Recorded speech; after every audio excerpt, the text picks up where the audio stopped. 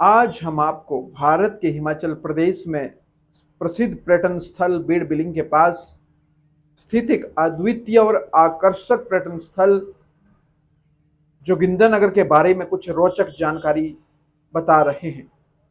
मैं बात कर रहा हूं 1932 में तैयार हुई सानन हाइड्रो इलेक्ट्रिक पावर प्रोजेक्ट की। जी हाँ, मैं थोड़ा सा आपको इसके पीछे आपको ले चलता हूं। 1925 में जोगिंदरनगर के राजा जोगिंदर सेन ने सुकरहाटी गांव के पास बिजली पैदा करने के लिए पानी की शक्ति का दोहन करके एक ऐतिहासिक परियोजना की कल्पना की थी।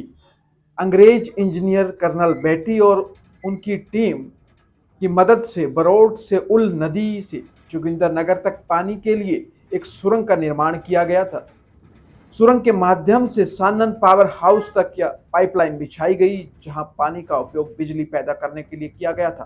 पावर हाउस के निर्माण का समर्थन करने के लिए निर्माण सामग्री और मशीनरी की परिवहन के लिए सानन से बरौड़ तक ट्रॉली लाइन बिछाई गई थी। ब्रिटेन से यातायात भारी मशीनरी लाने के लिए पठानकोट से जोगिंदरनगर के सानन तक एक संकरी रेलवे लाइन भी स्थापित की गई थी, जो आज जोगिंदरनगर तक ही चलती है। सानन से बरौड़ तक माल ले जाने के लिए लोहे की रस्सियों की सहायता से एक ट्रॉली मार्ग बनाया गया था। मैं आपको बता दूं तो 1932 में सानन पावर हाउस का निर्माण पूरा हुआ, जिससे जोगिंदरनगर एशिया का एकमात्र शहर बन गया जहां एक साथ 3 जल विद्युत परियोजनाएं चल रही थी। शहर की अर्थव्यवस्था को तब बढ़ावा मिला जब 1970 में सानन पावर हाउस के पानी का इस्तेमाल बस्सी में एक बिजली संयंत्र बनाने के लिए किया गया। जोगिंदरनगर अपनी अभिनव और लागत प्रभावित जल विद्युत परियोजना के लिए घरेलू और अंतर्राष्ट्रीय स्तर पर एक लोकप्रिय शहर बन गया। फिर भी सानन पावर हाउस पंजाब और दिल्ली को कम लागत पर बिजली प्रदान करना जारी रखता है, जिससे यह प्रदेश की सफल जल विद्युत परियोजनाओं में से एक बन गई। हॉलीलोज ट्रॉली ट्रैक जोगिंदरनगर के बीच कैंप से बरौट घाटी।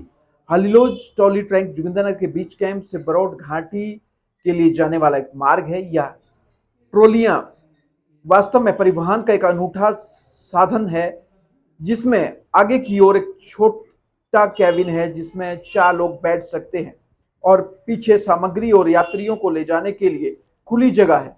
जोगिंदरनगर से बरौट तक रोमांच यात्रा पर निकलें। रास्ते में आपको 4 स्टेशन मिलेंगे। पहला स्टेशन जोगिंदरनगर, दूसरा स्टेशन बिंज कैंप, तीसरा स्टेशन हेडगियर और चौथा स्टेशन था बरौट। लेकिन मैं आपको बता दूं तो अब यह सिर्फ ट्रॉली जो है वो बिंज कैंप तक ही चलती है। यात्रा को एक चालक द्वारा नियंत्रित किया जाता है, जिसके पास एक तांबे की छड़ी होती है, जिसका उपयोग वह नियंत्रण कक्ष से घंटी बजाने के लिए करता है। दूसरे स्टेशन पर सवारों को दूसरी ट्रॉली में स्विच करना चाहिए और 9000 फीट ऊंचाई पर एक पहाड़ी की चोटी पर स्थित विंच कैंप तक जाना चाहिए। वहां से तीसरे स्टेशन हेडगियर तक पहुंचने के लिए 2 किलोमीटर चलना चाहिए। यह स्ट्रेच समतल रेल मार्ग है, जिस पर पहले हेडगियर तक पहुंचने के लिए मानव द्वारा ट्रॉली खींची जाती थी। अब यह मार्ग कुछ बिंदुओं पर टूटा हुआ है। हेडगियर और काफी यादू के बीच का खिंचाव 75 डिग्री का ढलान है और इसे खूनी घाटी कहा जाता है। यह यात्रा न केवल अनोखी और दिलचस्प है, बाकी रास्ते में जंगल और खड़ी चढ़ाई के लुभावने दृश्य भी प्रकृति करती है। वैकल्पिक मार्ग जो इन दिनों ट्रैकर्स के लिए सबसे कारगर है, पहला रिंच, दूसरा बरौट ट्रॉली मार्ग से बरौट हेडगियर गांव के ट्रैक के माध्यम से भी आप जा सकते हैं। हेडगियर के बीच कैंप और बीच कैंप से हेडगियर से बरौट उन लोगों के लिए जो एक अनोखा और लुभावने रोमांच की तलाश में है। बरौट से बीच कैंप तक का ट्रैक सबसे सही विकल्प है, क्योंकि ट्रॉली सेवा अविश्वसनीय है। इसीलिए बरौट घाटी में ढुलाई ट्रॉली के शुरुआती बिंदु तक ड्राइव करना सबसे अच्छा है। फिर हेडगियर तक पहुंचने तक खड़ी 75 डिग्री एलिवेटेड रेल लाइन के साथ 3 किलोमीटर ट्रैक पर चलना शुरू करना है।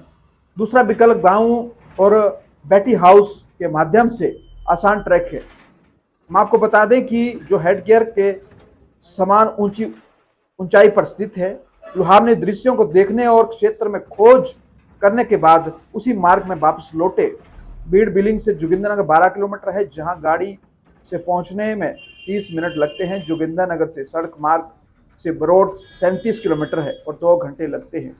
लेकिन ट्रॉली के यह अद्भुत मार्ग है और ऊपर से शानदार दृश्य दिखाई देते हैं। तो चलिए, खबर खास टीवी की इस विशेष रिपोर्ट में आज के लिए बस इतना ही। आपको कैसा लगा कमेंट में जरूर बताएं। धन्यवाद।